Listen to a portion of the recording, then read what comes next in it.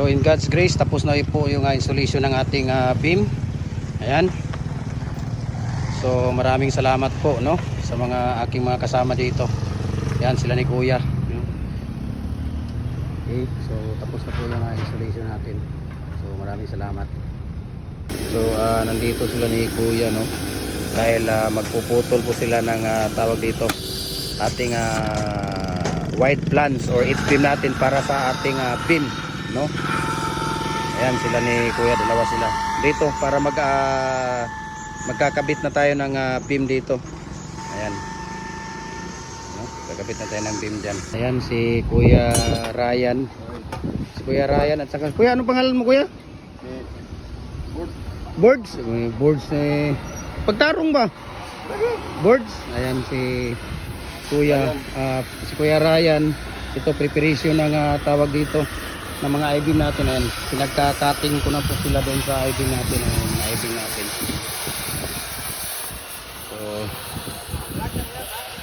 So nag-cutting na po sila. Nagka-cutting na natin. So, bukas, marami ng tao bukas kasi pwede na tayo magkabit ng H-beam. Tapos pag naikabit na natin H-beam, pwede na tayo mag-file ng hollow block dito sa kilid, lahat, no? Lahat ng kilid. Lahat ng kilid.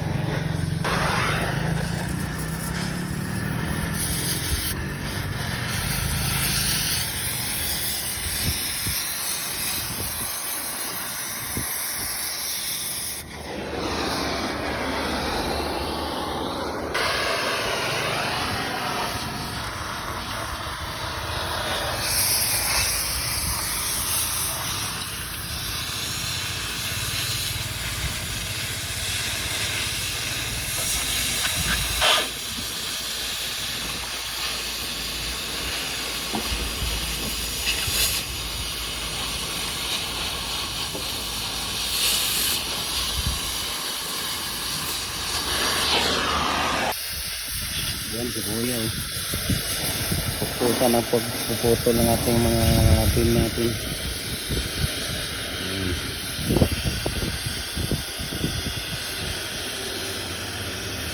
So kunting kimbot na lang, no, matatapos na ni Kuya itong pagpuputo ng ating mga beam.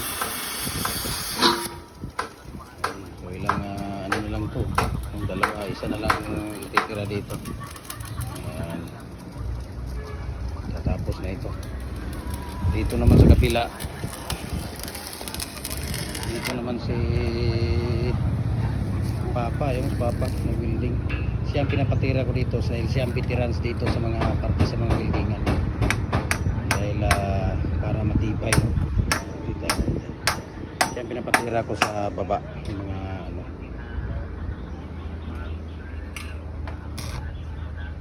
Ayan, so tapos na yung pagdugtong natin ng dugtungan ng ating mga mga I-beam natin. So bukas hopefully, no, in God's grace, no, bukas na natin, maikakabit na natin ito, no, mailalagay na natin dan yung mga beam natin. Dahil tapos na rin tayo sa ating runner na mga 2x3 na papatungan natin, no. Ayan, so dyan tayo papatong.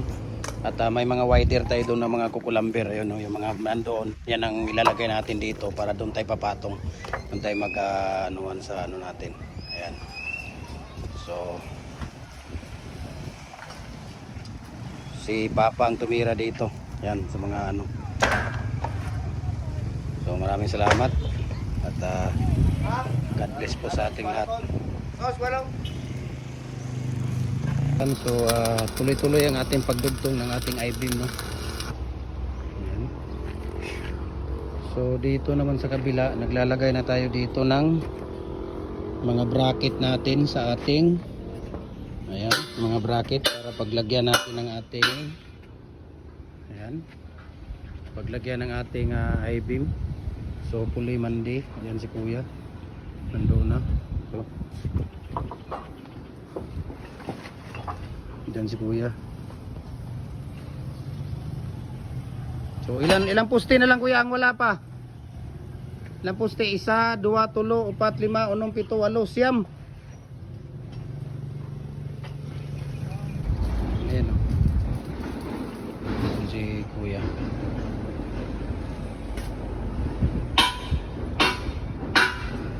Na may kuan dito kuya. Na may mas dito nga katong ana.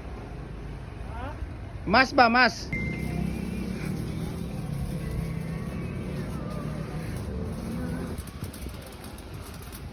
So ayan, tuloy-tuloy ang ating pag-building. Angle bar na nilalagay natin dito.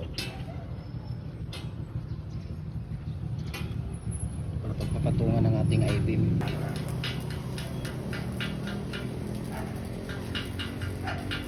Ayan, so nagpa-pile na tayo ng hollow block dito sa harap, no, para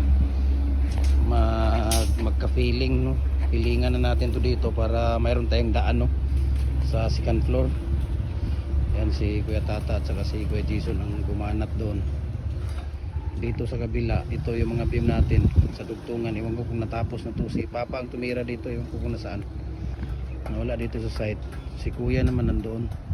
Naglagay ng mga angle bar para sa patungan ng ating beam. Ayan. So, this is our update sa ating project, no. Ayan.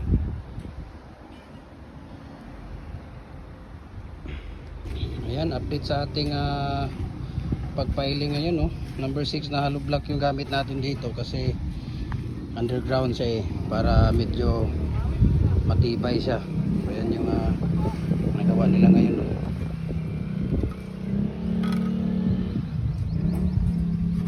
Hirap pala ng kailangan may welder dito dahil sa vertical at saka horizontal.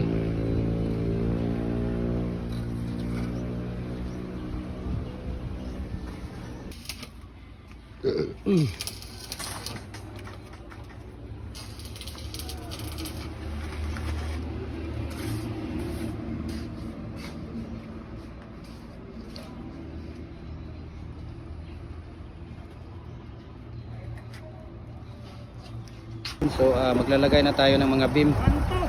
Ano yung ulan, di ba? Ay, di man na. Sige na. Dito na. Bigas. Maglalagay na tayo ng I-beam, no. Tulog 3 man eh. Dito bigas. So maglalagay na tayo ng ating I-beam, no.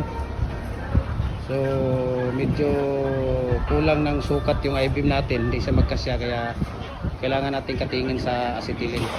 Ayan. Lagay na natin yung beam natin, no, na dalawa itong sa gilid. So dito na naman tayo sa pangatlo. Ayan, so ongoing yung natin, no. Ongoing yung rigging natin. Kaya nga. So isa, dalawa, tatlo, apat na po yung nalagay natin na I-beam, no. Ayan. So on the way yung tawag dito, ongoing yung paglalagay ng I-beam natin. So tinatakingan natin bawat kulom para hindi na siya gagalaw. Ayan. Yun yung mga technique dyan. So ongoing ating rigging. Ayan. Pila? Kana muna. Be, ilan na yung nailagay natin? Isa, dalawa, tatlo. 1, 2, 3, 4, 5. Pang-anim na yan. Ayan, pang-anim na yung lalagay natin dito.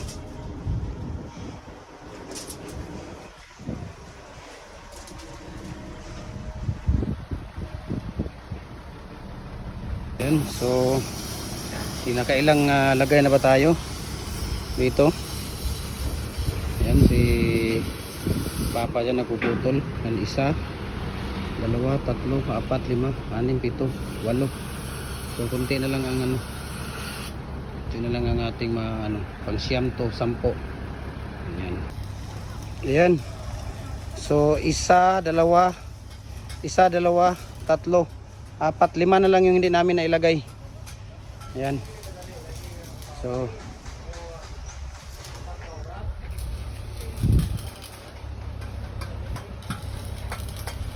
pila? 340? 314? Ayan, so tapos na dito, no. Yung banda na lang doon sa kabila, saka yung dito. Hindi pa na, ayan. Ayan, so ang hindi natin nalagyan, na lang, ilang piraso na lang ba? Dito, isa, yung doon. Yan, isa, dalawa, dito, tatlo, apat. So apat na lang yung hindi natin nailagay. Ayan. So rigging is ongoing. Ayan. Yan si Kuya. Siya pa rin yung naglagay ng ating poste, yung H-beam natin. Siya pa rin yung ginawa natin. Ayan. So yan na po yung huli natin, no. Yan na po ang pang 21 natin na beam. Ayan. So tapos na po siya lahat, no. Ayan, no? Saglit lang Kuya, saglit lang. Ayan. So tapos na po yung mga beam natin. Ayan. So tapos na po yung beam natin, no. Ayan, so tapos na po yung installation natin ng ating beam. Ayan. So makikita ninyo, naikabit na natin lahat yung beam natin. Ayan, in God's grace, safety naman ang installation natin. Ayan. No? So tapos na. So may kunting ano lang tayo dito, no? Dahil ito medyo masikip siya. So kailangan nating putulan bukas, no? Wala na tayong oras dahil hapon na po, no? Ayan. So tapos na yung ating installation. Ayan. Beam natin.